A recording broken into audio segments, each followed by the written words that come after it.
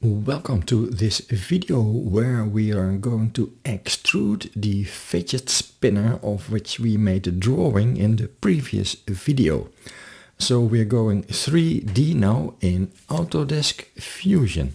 In the previous video we created this drawing of the fidget spinner and we used 2 dimensions to specify the entire size of it, which are parameters, and we can simply change these parameters and our whole spinner will change, fully automatic. That was fun.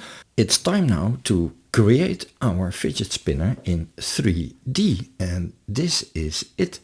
A nice aluminium frame, 3 weights on the outsides that make it spin longer, and in the middle an anthracite grip. And let's have a look how we can create it, and it's only done with an extrude and a fillet command in 3D. Here is our drawing in 3D space and it is flat as a sheet of paper. We have to create a body, and one of the most commonly used instructions to do that is here in the create menu or the toolbar, the extrude command. If we go down to the menu, we see that E is its shortcut. Let's press E on the keyboard. We can now select the surface that we want to extrude simply by hovering over it with our mouse, and if we found it, we click it. I like to do the aluminium frame first. We can now type in a thickness over here, or we can drag this arrow, but that will be less accurate of course. However, I do not want to move only upward, I also want to move downward. I have a completely symmetrical object. And for that we first go to the menu, which is now on one side. I want it to be symmetric, because that is what we are going to create, a symmetric, completely symmetric 3D object. And let's take 1 millimeter and then hit enter, and that is it. We now have our aluminium plate with a thickness of 2 millimeter actually, because it is 1 to both sides. The blue lines that shine through are our drawing. We will need it further down the line, but you can switch it off over here by clicking on that eye, and then you can already see a nice 3D shape that has formed. Let's switch our drawing back on and click extrude again, and let us now select the circles on the outside that are to become the weights. And we also put those of course on symmetric, and for the distance, let's take 4 millimeter, enter, and there we have them. Let's have a look if they look good from the side. Yeah, they do. And all that is left to do now is this middle hand grip or thumb and pointer finger grip. Extrude again, the middle circle, and again we go to symmetric. It doesn't remember that. And then let's do 2 millimeters, and there we have the complete extrude. And what I like to do now is assign some materials to it. Here in the modify section we have an appearance icon, or also of course in the menu it is shortcut A. That opens the material library. Let's go to the Fusion materials, and there look for metals, and there look for aluminium, and there we find the one that you like. I like this brushed one. We just click and drag it to the top here. That's the section that we are using in this design.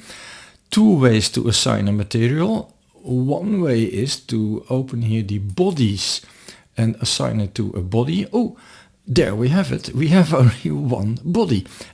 First the other way, you can just drag it and click and drag it and move it to a certain body. I'm going to let go now and close that appearance menu and see. It's a very nice material. We can even see that it is brushed, like the name said. The only trouble is we appear to be having only one object. Yeah, I did 3 extrudes, but an extrude normally assumes that you want to add it to existing bodies, which it calls join. And luckily we can go here back in the timeline. This apparently is my second extrude of the 3 weights. I can right click it, go back to edit feature, and over here we have it. Yes, it has automatically, it does that by default, put it on join, which means it becomes a one with an already existing body. We can click over here, and I want it to become a new body, or in this case probably 3 bodies. Let me click it, and let's have a look if we now have 3 bodies. If I click OK, yes, over here we see that we have our aluminium part, and here we now have 3 additional bodies. They are now separate. I can give them separate material. I also want to do that, of course, with that middle hand grip. That was my 3rd extrude, this one. Let me right click it, edit this feature, go over here for new body. Well, normally you do not do this way, of course.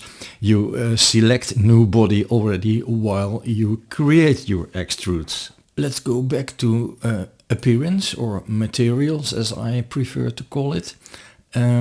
Let's add over there in our model section a plastic, and let me go down this list for the opaque plastic, and there find a glossy green. It has to be downloaded apparently. Well, that does not take long, and then I can drag it over there. I'm going to put it on those 3 outer weights. Maybe I like a bit brighter green. I can double click it and then change the color a little bit. Yeah, that is a bit more saturated. Done. And there I have my green weights. Oh, this apparently has become black. I don't know why. I have not already downloaded the glossy black plastic yet. But let me drag it. Oh, that was still the black metal. Yeah. Okay, so what I did in the meantime while talking, I added black plastic and assigned it to that middle finger grip. I can close this material menu now, and now we have our fidget spinner, and there's one thing missing.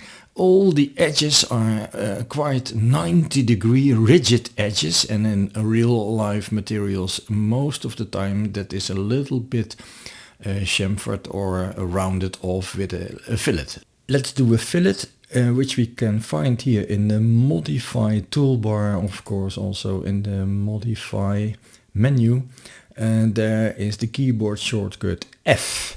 Okay, let me click F on the keyboard. There's the fillet menu.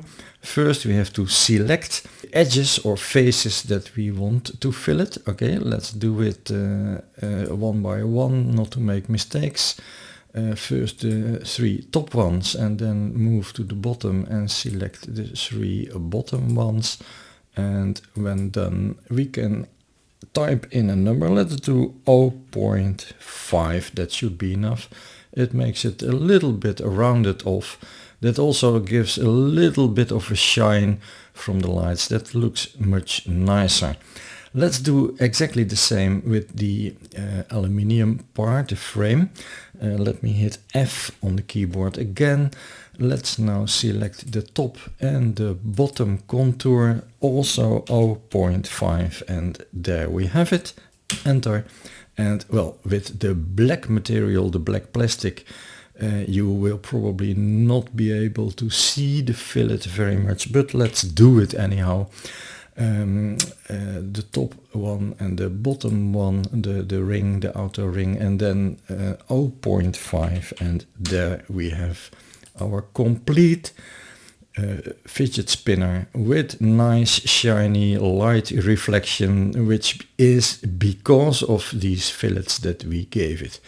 It's already, we are not even rendering it, but it's already in standard 3D mode, looking quite nice. Okay, this was a sort of quickie bird's eye view of extrusions. In the next video, the plan is to have a closer look at extruding and the whole menu that comes with it and all the options that we can use over there. Maybe see you back in that video. In the meantime, have fun.